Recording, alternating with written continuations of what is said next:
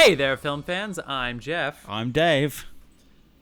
And John's a little bitch. Where's John? Oh my gosh. What's happened? Sorry to use insensitive language. We are doing a two-host show, people, but welcome to the Love of Cinema podcast. This is a podcast where we focus on positive criticism. We do not want to be those stuffy, negative critics, even though we are talking about an M. Night Shyamalan movie. It is our task, it is our job, it is our mission with this podcast here, The Love of Cinema, to keep our criticism positive with all our hearts. We try every single week, and we are going to be challenged this week with Old, the newest release by writer, director, producer M. Night Shyamalan. That is the gig. We play this sound every time we say something negative, and we are pretty good at keeping up with it. So if you want to go ahead and grab yourselves a beer, Tap yourselves a keg. we're going to go ahead and we're going to turn this into a drinking game. Yeah. So come and drink with us, and let's talk about Old and M. Night Shyamalan, your favorite thriller director. I love how you say you're going to turn this into a drinking game, like we don't do this every week. Nah, this week, though, this week is going to challenge us. This is going to be a bit of a challenge. Yeah. So we just did an episode about The Village, where we took a look back at this film. It was part of our Should Have Seen It By Now segment. I guess it's actually our Should Have Seen That By Now segment, which was recommended to us by an anonymous fan. Yeah. Crazy. That's allowed. That is allowed. We do take that. So an anonymous fan suggested The Village. It was also, I was thinking about our other segment, Was It Really That Bad? Where we take a look at a famously bad movie and see if it was really that bad. And since we have to drink anytime we say something negative, it turns into a fun little game for us. However, The Village, we were surprisingly positive on. I can spoil that. So if you want to go ahead and maybe give The Village a second chance, or at least listen to a couple minutes of what we have to say about it, you can go ahead and find that in our feed. Please like and subscribe. We are on Instagram. We're on Twitter. We are on YouTube. Dave uploads these videos every single week so that you can have the visual content in case you want to put it on your TV and see our smiling, redder and redder, rosy faces throughout the course of the episode. Find us, the socials. You can look in the feed for all of our handles. And we have sponsors. We have Carlos Barroso, our beer sponsor. We haven't seen him in a while, but he is still our beer sponsor, and we're going to get his beer soon. You can find his information in our feed right this very second. And then our music is by the artist known as Das Ein. That is Dasein. You can find him on SoundCloud. Again, we've been drinking. That's my intro. Dave, anything you want to add to that? John does this at twice the speed you just did it drunk. So, Does he really? Yes. Because I'm trying to slow down, because I was listening to myself at 1x and I thought I was at 1.5 still, and I tried to slow myself down when we were doing the replay. All right. Let's talk about this thing, because Old. He's at it again. He's come back. He's what's the plot synopsis on this? Well, on IMDb here, it is a thriller, which, first of all, it's always great when the plot synopsis gives you the genre. Yeah. You have a thriller about a family on a tropical holiday who discover that the secluded beach where they are relaxing for a few hours is somehow causing them to age rapidly, reducing their entire lives into a single day. Yeah. Dave, that's not like Far Rockaway, where the water sucks the life out of you the longer you're in it. It's get out of here. That's a double buzz for 2 I don't know how you did that. I did it quickly. Yes. It's essentially what happened if you swam in the East River. But instead of making this a New York City movie, they decided to set it in a secluded beach. They never tell us where, right? Do they ever tell us where the island is? They don't. It's some obscure island that it's probably like owned by Norwegian Cruise Lines or something. Right. Written and directed by M. Night Shyamalan, who is still refusing to let people actually write the dialogue for him. And then you have Dave. You're slow on the uptake. How do you not take dialogue criticism? Hey, you let the Norwegian one go. Yeah, touche. Okay, so M. Night Shyamalan. Well, by the way, we praised him in our last episode, and we should take a second here before we get into Old to say, just as a reminder, again, we talked about this in our episode about The Village. 1999. Well, he went to NYU, did a couple films. 1999, his first feature, The Sixth Sense, $648 million worldwide. Then he does Unbreakable in the year 2000. 99 was The Sixth Sense. 2000, Unbreakable, Bruce Willis and Samuel L. Jackson makes $250 million worldwide. Then Signs in 2002 makes $400 million worldwide. The Village, 2004, makes $278 million worldwide. Lady in the Water, he only makes $75 million. And then he's right back at it again with The Happening, which is probably the worst out of all of his movies. Still makes $160 million. The Last Airbender, maybe even worse than The Happening, $300 million. And then After Earth, $200 million. So he's just, sorry. Wait, did he do After Earth? Yeah. It was apparently Story by Will Smith and him. I don't know how this happened. Maybe Will pitched that idea to other people, and M. Night was the first one to jump on it. I don't know. I'm just projecting people. I really don't know. But this guy has made $3 billion, or at least his movies have made $3 billion at the international box office. And so, you know what? It's not just about money here on the podcast. We don't just love like a good business venture, but the guy, we keep going, we go, and it's not just because of The Sixth Sense. I think there's entertainment value in these other movies, like Signs, for instance, that we sit there and say, you know what, like Split. I hear a lot of bad things about Split, but people keep talking about it. I like Split. I thought Split was fine. Yeah. Were there some things like what happened to the other 12 personalities? Who cares? You watched it, and then you watched the sequel. You know what I mean? Like, it's okay. Anyway, I'm getting shouty here about Old, and we haven't even gotten into it. This is based on a graphic novel, actually. By Pierre Oscar Levy and Frederick Peters. So the graphic novel idea, M. Night Shyamalan must have read it, well read. And then the cast is amazing, as is always with his movies. The casts stick around. You have Gael Garcia Bernal as Guy. You have Vicky Krieps as Priska. You have Rufus Sewell as the Doctor, Charles. You have Alex Wolff, who you may know as the boy from Hereditary. You have Thomasin McKenzie, who is a star. Yeah. She's the girl from Jojo Rabbit. She's also in Leave No Trace, I think is what it's called, with Ben Foster. And she has a bunch of movies coming out. Olivia Wilde directing her Blowing as up. The Gymnast from 1996 that got hurt but still tried to get a perfect score.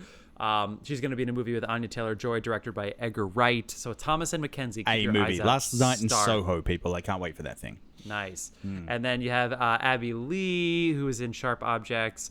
You have Ken Leung, who was in Lost. Eliza Scanlon doesn't have a lot of luck on beaches, that guy. He does not have. What else? What other beach movies were you talking about? No, he just Lost. Because of Lost. Yeah. Because of Lost. We've been drinking, people. The cast is unbelievable. There's really, really good performances. They're on a secluded island. If you've seen the trailer to this, Dave, how many times have you seen the trailer to this movie? To Old? Yeah. Probably about 8,000 times less than I've seen the trailer for Snake Eyes. Okay. Get the fuck out of here. Yeah, okay. Well, I say that because it's actually really, I think. I would say I've seen it about 4 or 5 times. I think the trailer, I always say this with movies, but trailers spoil too much nowadays. I don't know why every trailer has to give the entire movie away. But with a thriller, we know the premise of the movie. It's called Olds, and then the trailer shows everybody aging. They show how fast everybody's aging. So that's essentially half the movie. So the first half of the movie is exposition and what you already know. You know what I mean? It's what you already know, fleshed out by the exposition. That's half of the movie. So really almost risky. You know what I mean? It's almost risky for the studio to, I don't know what other options you have, but I feel like everybody walks into this movie with baggage. For instance, I saw this at the cinema. It's the only way you can see this movie right now. And nobody was like, there was no sounds. Nobody was gasping. Nobody was laughing. Nobody clapped. It was just like, it's almost like we all had this weird expectation and we were just trying to fill in the gaps. But anyway, that's the preamble. Dave, where do you want to take it from there? Do you want to do initial thoughts? Do you want to ease into this? Let's start off with this was shot during the height of the pandemic in the DR. No shit. Which is both great in that they had the full testing procedures and all that sort of stuff and nobody got sick. But also is and we haven't really discussed this, but is this not irresponsibly selfish as a filmmaker to go, I'm making a movie right now in the middle of a global pandemic, everybody come to the DR? They did the Florida thing. They're like, it's outside and warm. So so now we know that's probably okay, but pre-vaccine, I don't know if it was okay, but yeah, okay. Yeah, I guess they did testing. I thought about that afterwards, and I'm like, I don't know if I'm cool with that. Yeah, But hard to know for sure. That's neither here nor there. This film has 3 sections basically. There's a setup, yeah, and then there's the reveal at the end, where of course, yes, there is well, it's not so much a bit of a twist. He just fills you into what the fuck's been going on for the last hour. Is this the first time M. Night Shyamalan's ever done that, Dave? It's the first time. It's the twist isn't so much a twist, it's more of an explanation of why Correct. this is happening. So it's not so much a twist, and in between that is 70 minutes of random scenes with overly descriptive exposition that seem to go nowhere. Okay, hold on. I just gave a 10-minute speech about how we're a positive film criticism podcast, and that is not so. The positivity. Okay, there are also my projector crapped out in the screening as well. You're bringing baggage into this. So we're all sitting there, and the message from M. Night Shyamalan at the beginning saying, "Welcome back to the cinema, everyone." And he's sitting there and he's all smiling and happy too. Like, we had to watch it twice, so I noticed this and I got to go. He's all smiling and happy, talking about it. And then he finishes talking. They've obviously left the edit point just a little too long, because the smile just disappears and he goes full dead face at the camera. I'm like, there's the guy that wrote Sixth Sense. There he is. Yes, I noticed that and I got to see it twice. But so yeah, like that happened, and then the screen, like everything went black, and the lights came on, and we're like, 3 minutes later, we're still sitting there with a black screen. It's like, this is a fucking bold directorial choice. Like, so finally somebody went up and went out, and they're like, yeah, sorry, we're working on it. And this is the coolest part, is that every single person that was in my theater, I'd say there were maybe 30 of us. It was kind of a matinee thing. Every single person in the theater was like, thank you. No one got pissed off. Everyone just sat there and patiently waited for the movie to start. I'm like, that's the fucking crowd I want to go and see a movie with. Not this one, but that's the crowd I want to go and see a movie with. Were you not this movie? So you were not one of the people who said thank you? No, I did. Okay, good. Yeah. Very nice. It's not their so fault. I'm not sure if what they did to fix the projector caused issues with the film. So I want to ask you. Whatever you're about to say, I think it's fun. Jeff almost spat his beer over the microphone. We're turning this into our "Was it really that bad?" segment, where I'm on the positive team and you're on the negative team. And I don't know if I necessarily need to be on the positive team. Okay, there are a lot of sweeping. Like, he uses the camera to like sweep something out and come back in, and it's changed, sort of thing. Like he uses that to show you a rock wall or something for a minute and come back and something's happened. And it does it very slowly, and like sometimes he puts the camera in the middle and pans around everyone, and whoever's on camera is not necessarily talking. Now, when it was happening on mine, I don't know if the projector was crapping out or whether he was actually panning faster than the frame rate they shot at was capable of, because I was getting duplicated frames. There was a lot of blur. And I actually was wondering, I don't know, but I didn't notice duplicated frame rates, but I did notice that there was a lot of blur, and I couldn't tell if it was because it was to cover up some of the aging that was going on, because a lot of times whenever they circled somebody, it was, for instance, it's harder to age teenagers than adults, which they actually talk about in the film. They were like, oh, we're all aging, but 3 years to us isn't as much as 3 years to a 6-year-old, because a 6-year-old could add 25% of their height. Hold that thought. We'll come back to that. Yeah. So I thought that in some cases they were blurring that, and then later you would have one of the characters starts to become blind. You notice from old age, and they actually, I'm glad they didn't mention that out loud. I'm glad they did it visually. Yes. But to your answer, I can't. To your question, I mean, I can't answer the question. Yeah. No, it was almost like I was getting stuttering on the image. Like it looked like the frame rate was mismatched. Okay, so that was my projector went to hell. Yeah. All right, so I'll give him a pass on that. Because some of the cinematography was great. Like they really, after a while, like I was like, just sit the camera still for a minute, please. I just want to see what's going on, and that's just the cinematography. I thought that was good. Some of the performances, yeah. Yeah. Okay. They didn't really pull it out.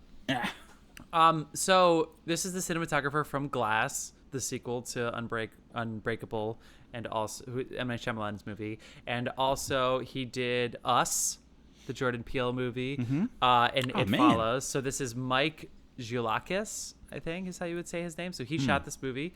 Yeah, very, very interesting. Well, I feel like this is the opposite to The Village, where like we were talking about in the Village episode, where Roger Deakins versus M. Night was like he probably went, no, we're only going to move the camera in this instance, or we're only going to do it in this, and had this guy was like, nah, let's go for it. It was like the opposite. So yeah, but I mean, it's a choice. Let's break this movie down piece by piece here a little bit more. So, as Dave mentioned, there's the setup, and then eventually you have the explanation. Even more so, I wouldn't know if I would call it a reveal.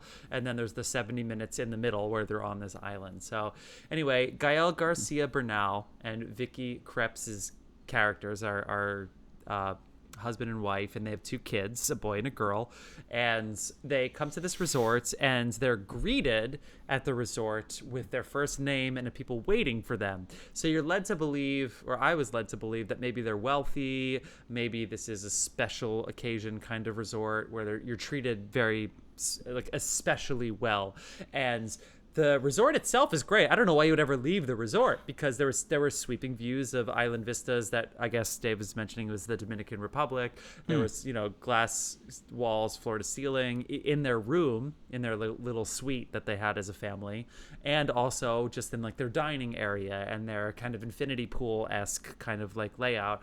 But they're convinced that they should go away to this beach one day, and I should pause there to say that Gael Garcia Bernal and Vicky Krieps' characters are not doing well in their relationship. Vicky Krieps has an illness, and she's having an affair, so they might get broken up, and that is important. They get to this beach, and then it's the reason I asked about the trailer, Dave, is the trailer gives so much of this away that none of this, like, maybe it could. I don't know what to do nowadays in 2021, because you need to get people into the movie.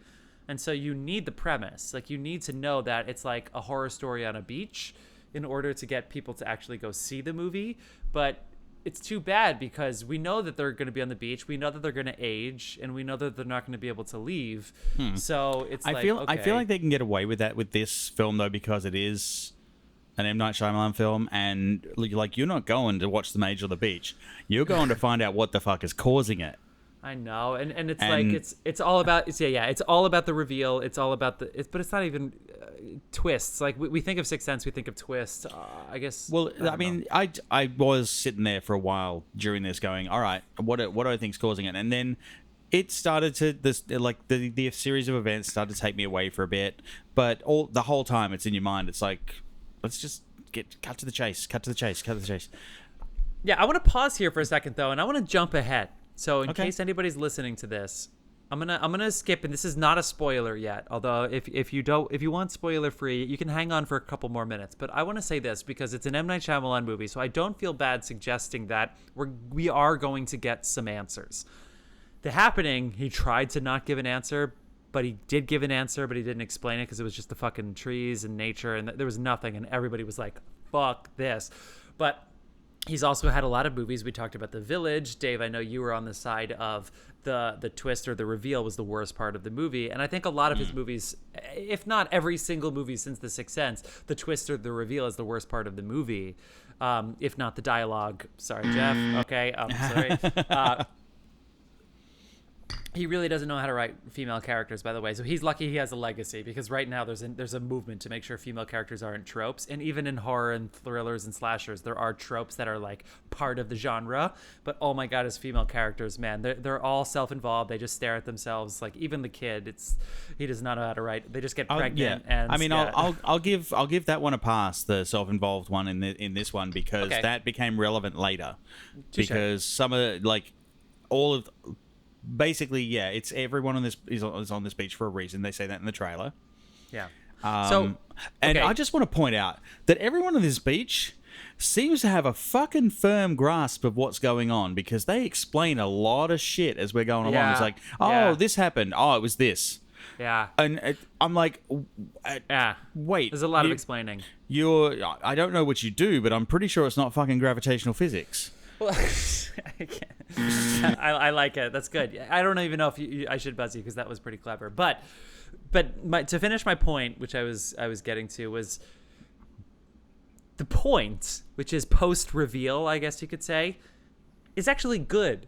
You know what I mean? This is one of the things that, because this is based on an original story and not M. Night Shyamalan staring at the leaves, blowing in the wind and saying, my next horror movie. Like this, I genuinely believe, and again, we're not spoiling yet, although we're going to get to it. I think the allegory here is for the right reasons. I think it's an interesting idea. What would you do? What does your brain do if you think you're eventually doing good? It's Machiavelli. The ends justify the means. It's like that kind of premise gets in play here. Is it worth it? Is an interesting question that gets asked in this film, but not if you've seen the film. So I'm asking it for whatever reason, in case there's anybody who hasn't seen this movie that's still listening to this. I think the premise, not the premise is in what you saw in the trailer, which is people are aging on the beach, which is the horror movie.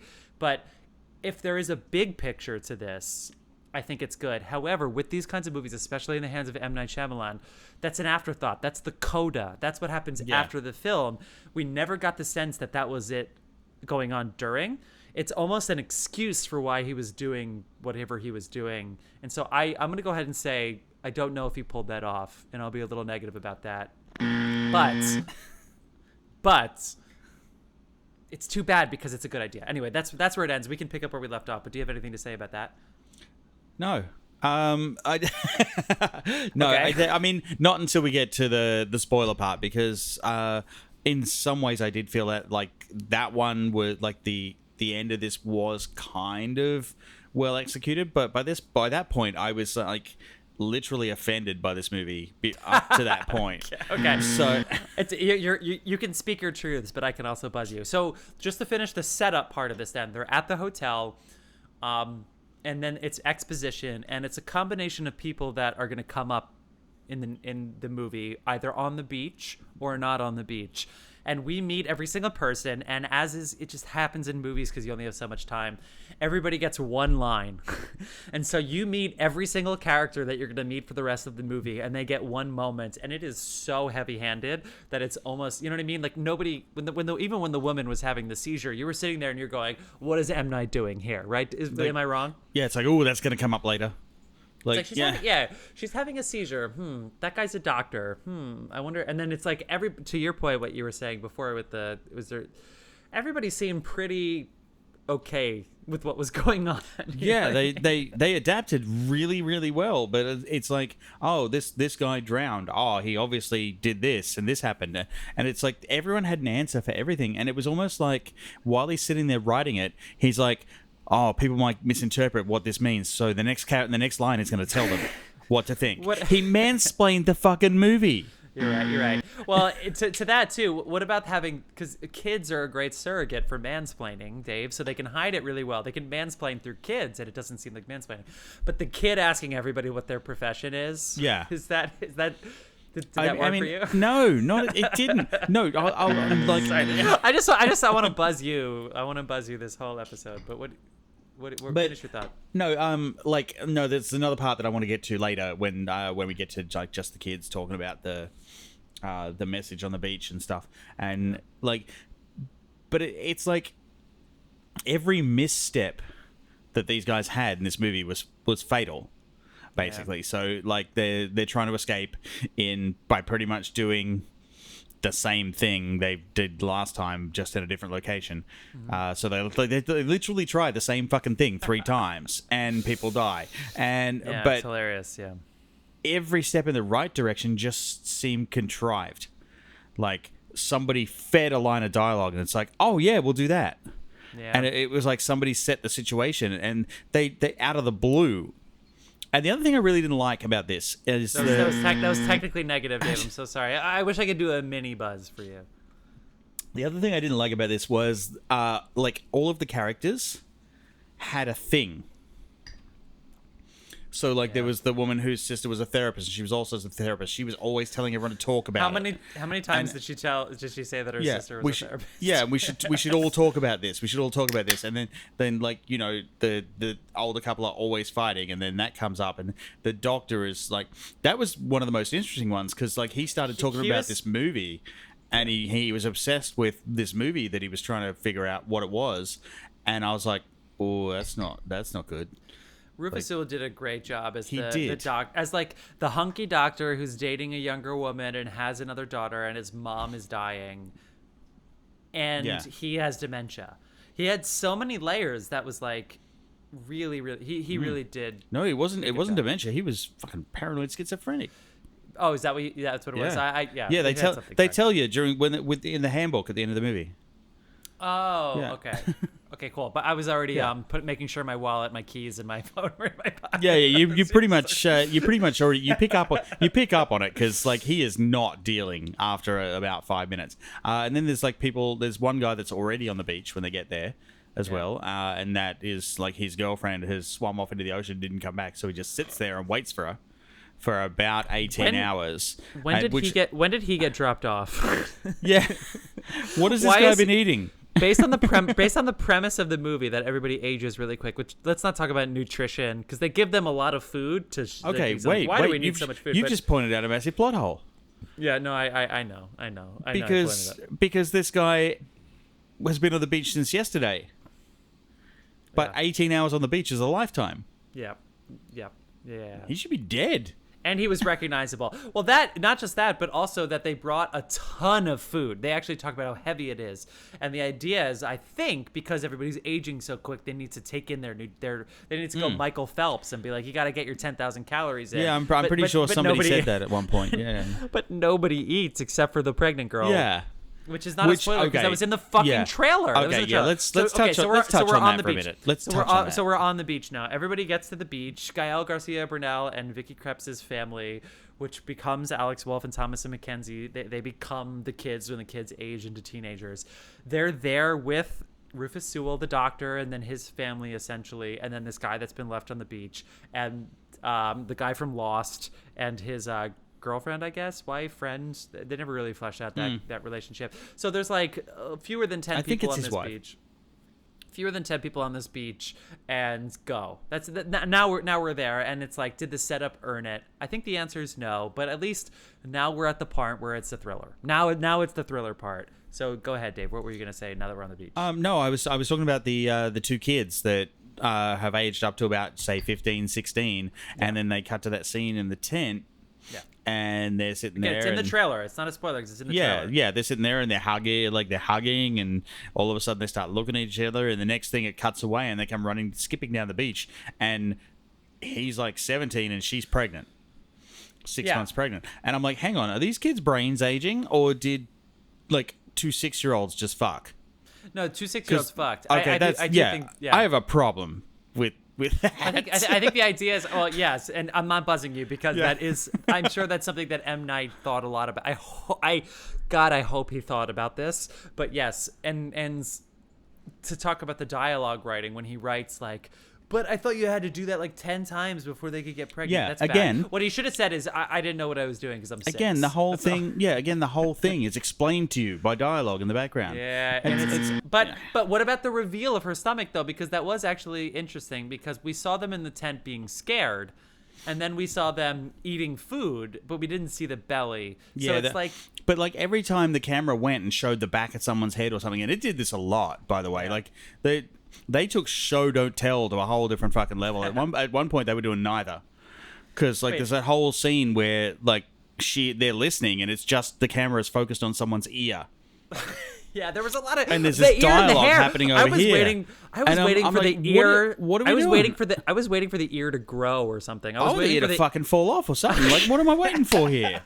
I'm sorry, I gotta bust you back. But I was waiting for the ear to do something, and we were just watching an ear. And I do think it goes back to the fact that how do you get teenagers to age when you only have 2 actors, a 6-year-old and a 15-year-old, whatever? Like, how do you get that? But I want to give M. Night, because we are a positive film podcast, which, if anybody's still listening to this, they are being like, they're drunk if they're drinking with us, or they're Yeah, questioning our premise. if you pick my side, you're hammered right now. I want to give. This is a was it really that bad? One of our segments, which I think you all might like. By the way, listen to our Toxic Avenger segment or our Superman 4 segment. He does one thing, and I keep saying, I said Lost about the village too, because they're in the middle of nowhere with an other, quote unquote, if you're a Lost fan, the show Lost. But in this, which actually I did have Lost vibes, because Lost is set on the island of Hawaii, or in a Hawaii island. Well, it's set in the South Pacific, but it's filmed there. And this is in the Dominican Republic on an exclusive island where people are basically castaways at this point. He didn't. He the most important person on an island like this is going to be a doctor. But not only did he give you a nurse as well, who is the character from Lost, who is played by Ken Leung. So but Rufus Sewell plays the doctor, who's Miles in Lost, by the way, for anybody who remembers their Lost. I think he comes up in season 4, 5, 6. 3, 4, I think it is. Oh, he was in 3? Okay, cool. I think you've hit at the end of 3, because, that's when the ship turned up. Holy shit, you're 100% right. And he was on the helicopter. Yeah. Rufus Sewell's character is a doctor, and as we said before, his mom is dying, and guess what? You age as you go, so the mom, her life is running very short in this film. Yeah. And then he has a daughter. Like her script has like 18 pages in it. So he's a paranoid schizophrenic. He has a daughter who apparently gets pregnant, even though she's only 6 years old. So he has a lot and then he has like the attractive younger girlfriend who has her own issues, which actually, in hindsight, Dave, maybe you're right. Maybe that actually, the full arc of that character story is good. But anyway, my point is to say that the doctor becomes the least trustworthy person on this island. And I do think that actually is, not to give too much credence to like somebody who went to film school, but that's pretty good writing, where you take what should be the most trusted profession and you make him the most untrustworthy character. Oh, look, there is nothing wrong. There's nothing wrong with the plot of this movie. There's everything wrong with the dialogue. The dialogue. Wait, shit, I just buzzed myself. God.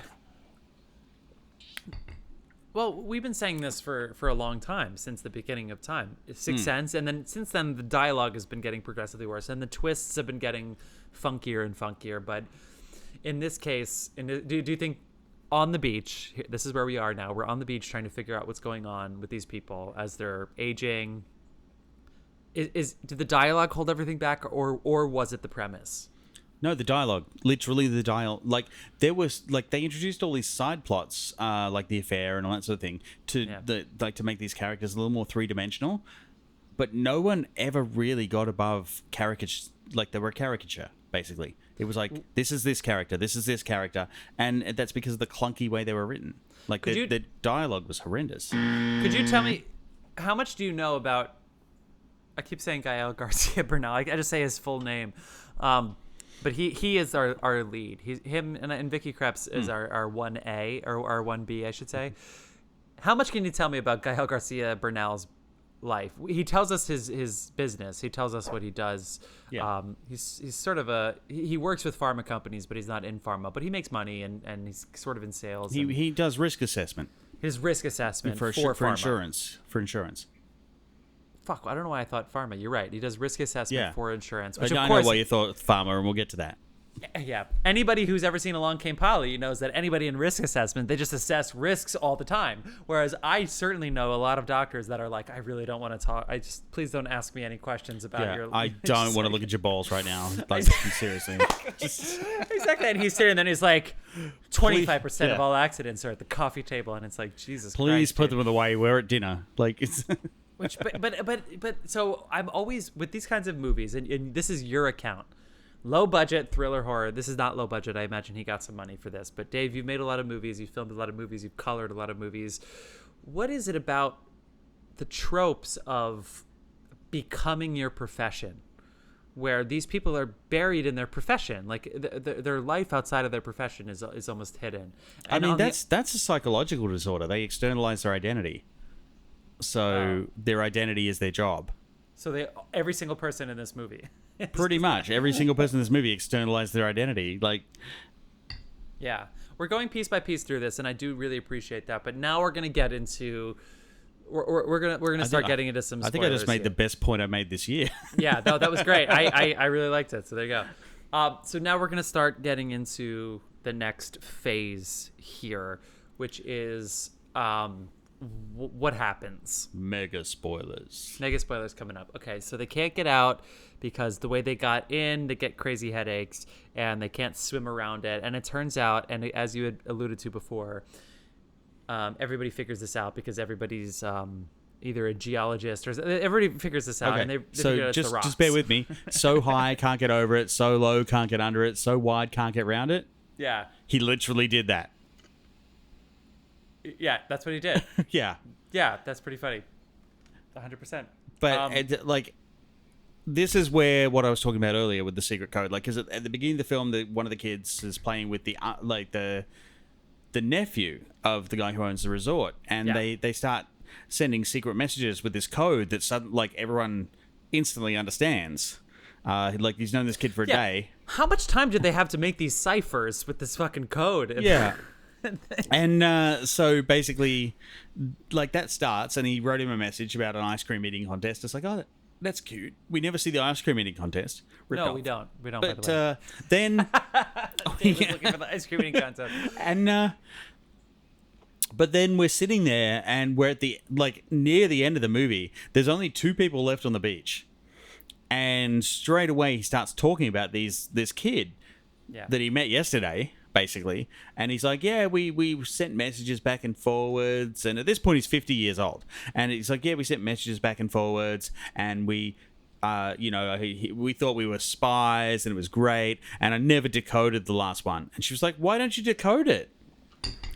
What else were they doing on this island? And it literally gives them the answer they need to escape. What the fuck does this kid know, for a start? Wait, can I say there's a huge plot hole in this? Will you allow me to mention the plot hole? Go. So they said they wanted to make a metal tube because metal, they think, could possibly reflect this is a spoiler, but it's the rocks. It's the rocks on the beach are aging them. It's this natural it's not the plants, phenomenon. It's the rocks. It's not the plants, it's the rocks. Oh my God, he's never gonna fucking learn. His worst movie, he says, wait, I'm gonna double down on that.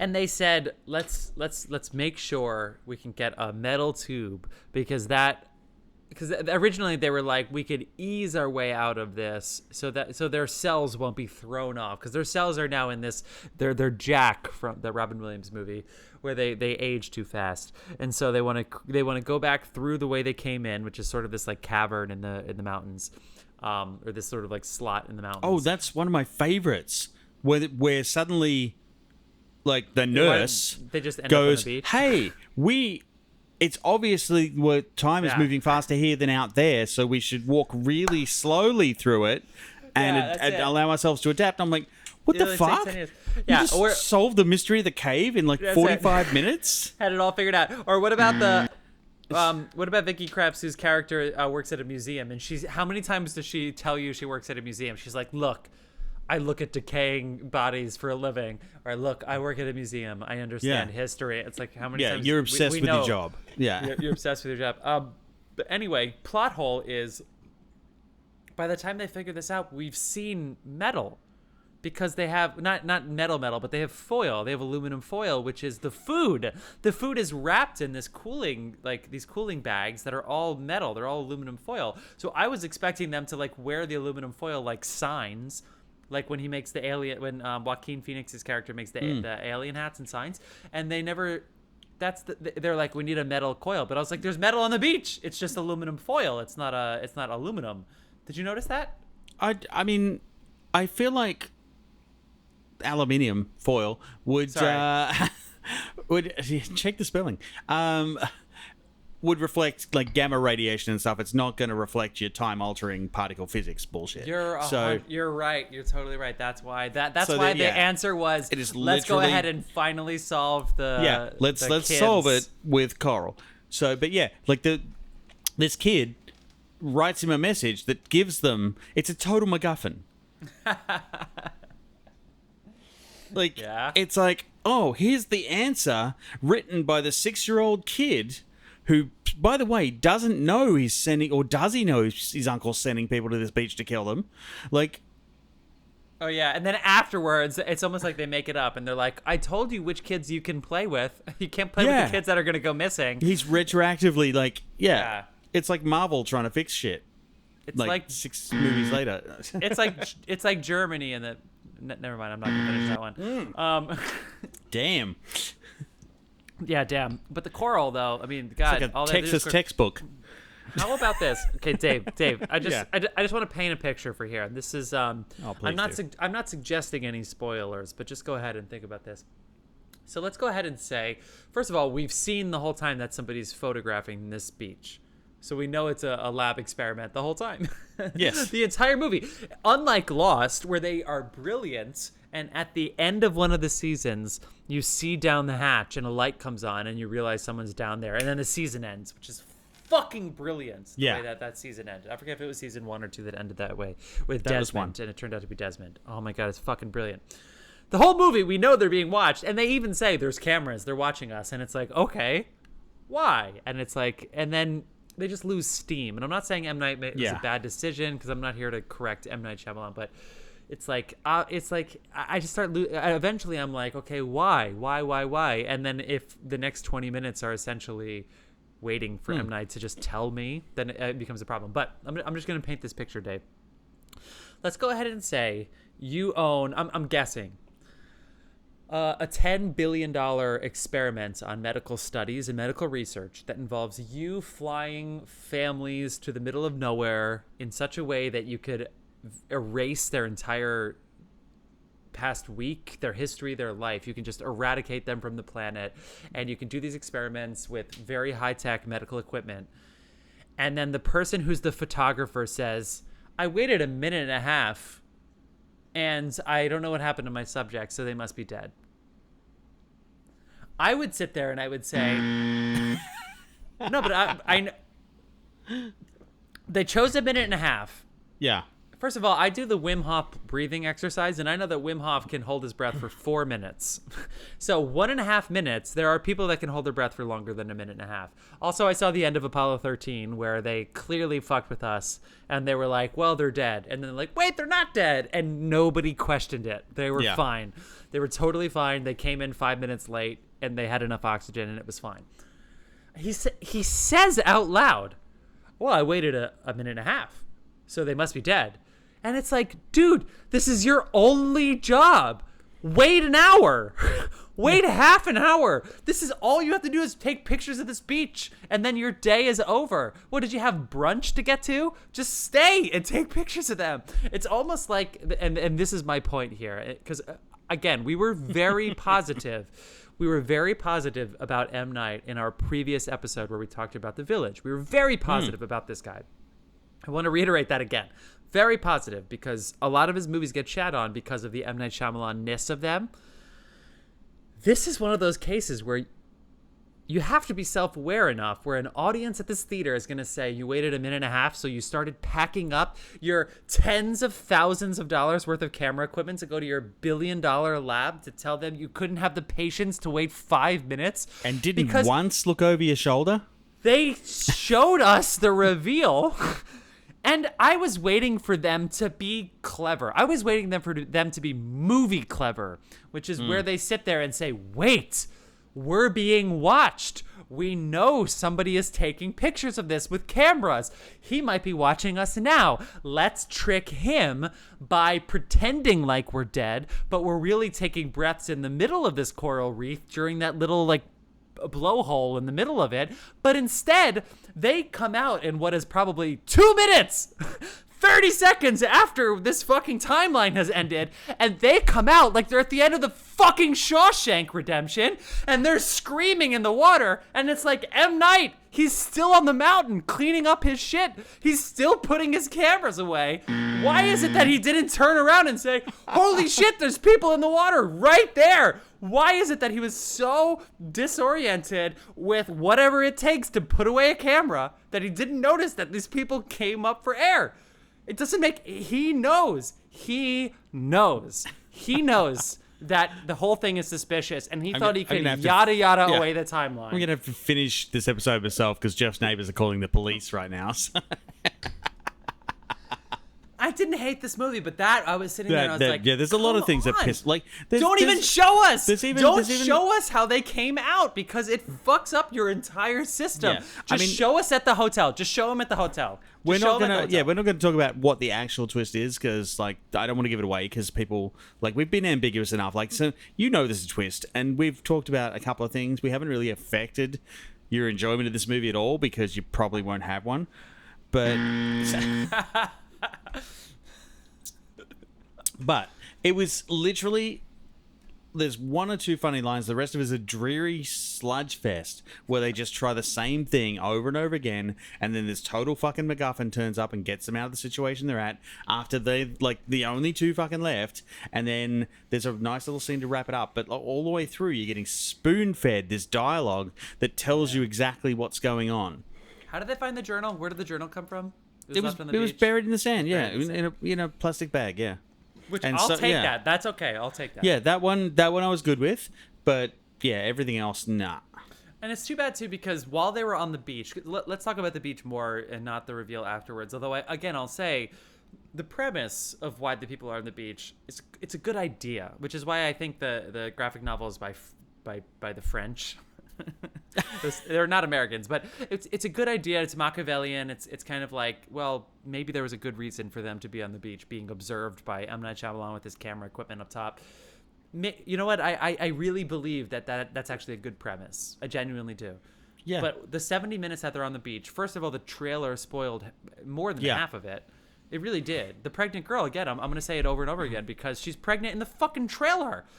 And get, like the way that scars can get, the way they remove a tumor without blood. Like, I know that things are Yeah. happening quickly, but you They still cut someone bleed. open, they don't bleed. Like, I just think that's... I'm usually not this kind of person to sit there and say... Because I know that M. Night has nothing but time. I dream, Dale, I don't know about you, but we have other jobs other than being podcast hosts. I don't know if anybody can imagine that. Or even working in entertainment in any way, shape, or form. Unless you want to sponsor this podcast, and we can just do this. Please sponsor this pod. I would love, oh my God, a press pass so we can see these movies in advance. Yeah. But I don't want to, I know that M. Night, he has so much, he doesn't need to work ever again. So when he makes a movie, he means it. And I genuinely think he has good intentions. Yeah. Why is there no blood? So it's okay. There's- If yeah. you're gonna cut into somebody and then the scar is gonna heal like they're fucking Wolverine, okay, that makes sense.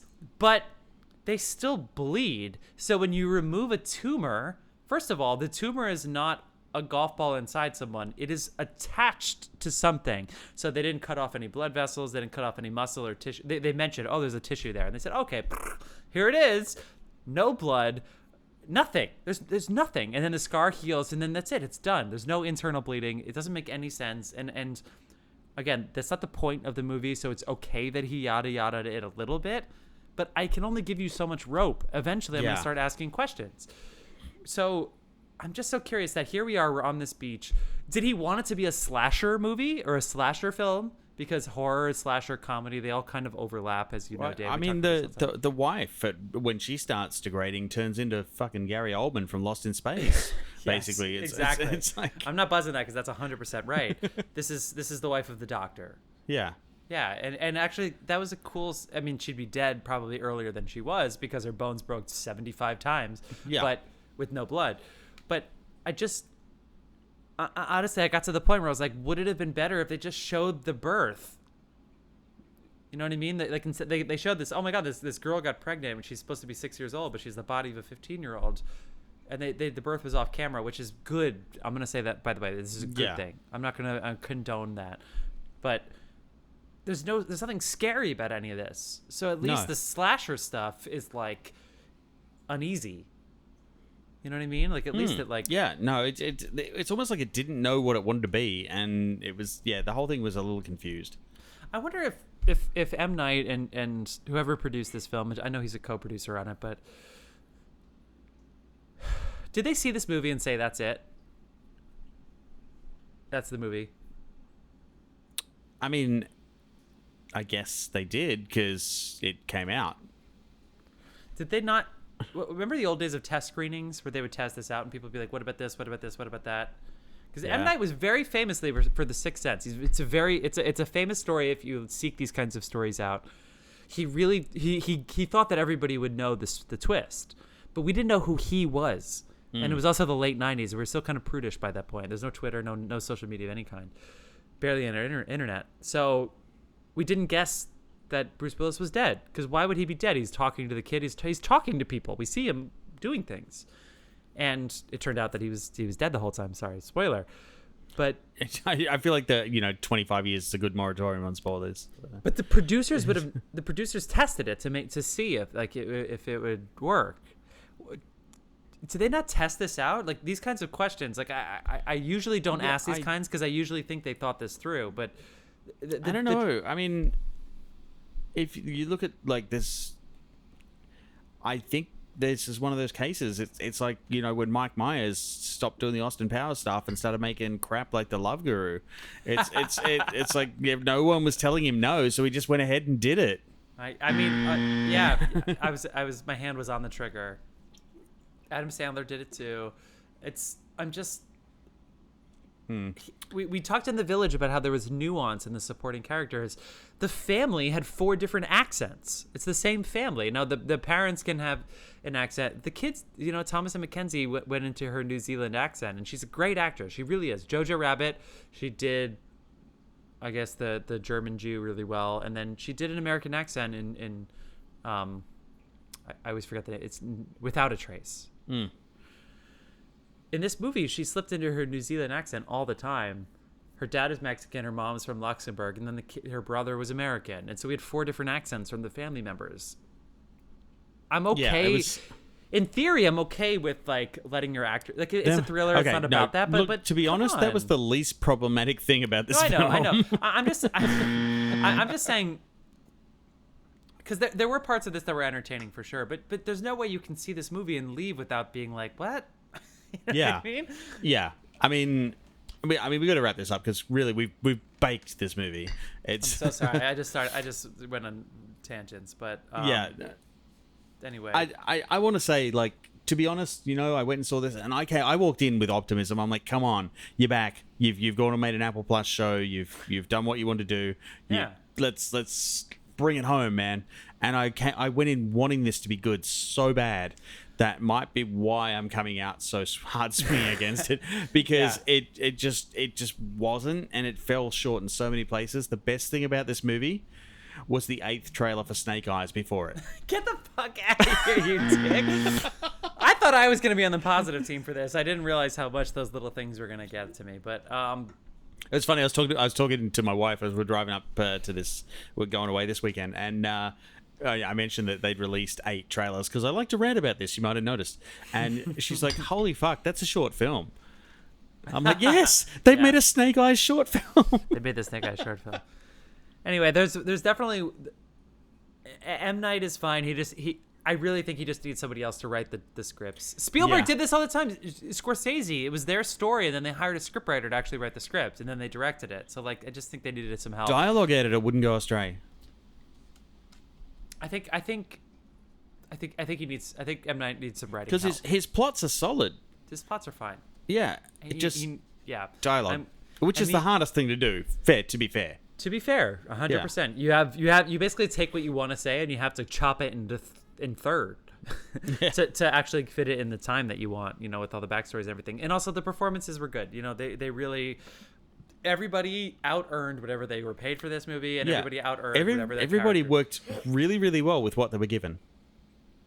I think so too. Anyway, I really didn't expect it. This is why I love this podcast. I didn't expect to be so hard on this. That's not. I don't love it because I ended up being hard on this, but you don't really know your feelings on this until you have to sit with them for a while, and it was like, Well, you know what? To be fair though, if the movie was worthless, I wouldn't have come to, I suppose you could say. So maybe there's something there. Because the premise is so good. The premise is good. Some people are probably going to like this. I didn't. Yeah. I should buzz you, but that's fair. It's not negative about the film. That's your opinion. I think the ending, the premise is going to stay with me. Because I think it's it's interesting. Yeah, that was a message. That was a current affairs message. Like that was yeah. Are we mice in a cage, or should we put mice? I don't know. Anyway. Yeah. All right. I have nothing else to Anyway, say about this. yeah. Dave, anything else you want to say about this? Not about this, no. Go see Old in theaters now. Yeah. Directed by M. Night Shyamalan. All right. Well, Dave, let's go ahead and do our usual finish our eggment. Finish our eggment. Jesus Finish our Christ, eggment. The beers are, Wow. The beers And are great. I got buzzed 5 times as much as you did in this episode. What the hell? I buzzed myself. Okay. Let's finish with our usual segment, what you've been watching, with some recommendations. Dave, the last episode, you recommended something really fun. Anything else you want to recommend, or you want to recommend that again? Actually, no. Yeah, I'm still on the Gunpowder Milkshake bandwagon. I'm probably going to finish it as soon as I finish editing this episode. Amazing. I'm going to go ahead and say, again, Crime of the Century, HBO Max. It's about the opioid epidemic, directed by Alex Gibney. 2-hour episodes. That sounds long, but just put it on when you're working out. The Sackler Family, episode 1, and then Incest and a whole bunch of fraud and marketing in episode 2. And then I started Schmigadoon. Oh, I'm very curious to see how they get more than one season out of that. Me too. It looks great. It looks fun and everything, but I'm very curious to see how they keep that going. I need more stakes. I hope they get it. Comedy's so fucking hard. It's very campy. It's not just campy. I don't buy that it's bad that they're there. I just need more. I need more stakes. I need more big picture something. And They'll so get there. We'll see. Yeah. We'll see. Schmigadoon. I've only seen the first 3 episodes are out, and we'll see. Good cast. So there you go. Cool. All right, Dave. It's been fun. 2-person show. One quick thing. For anyone who hasn't but wants to, have you seen the movie What We Do in the Shadows? Oh my God! It was on TV, but I haven't seen it from the beginning to the end. There's a scene in it where the cops are called to the house. Yeah. And they turn up, and basically they're glamoured, and they're walking through the house. They can't see a fucking thing that's going on in the house, for real. Yeah. But these 2 cops were so popular, they now have their own series called Wellington Paranormal, which is now on HBO Max every week. It's fucking hilarious. It's so New Zealand. Nice. It's a lot of fun. Fuck yeah. All right, good recommendation. I love it. Wellington Paranormal. It's brand new to America. It's been out for about 2 years. I will see anything that anybody who is involved with Old makes again. I'm not holding this against any single person, including M. Night Shyamalan. I can't wait till the next film. This is just a little lukewarm. It's like I said in the last episode, it's Chinese food. That's it. Like you keep ordering it, hoping it won't give you explosive diarrhea, and and sometimes it does. All right. Sometimes it does on a beach. One buzz for the road. Thank you all so much for staying with us, and we will see you next week. Take care, Film Friends. Woo.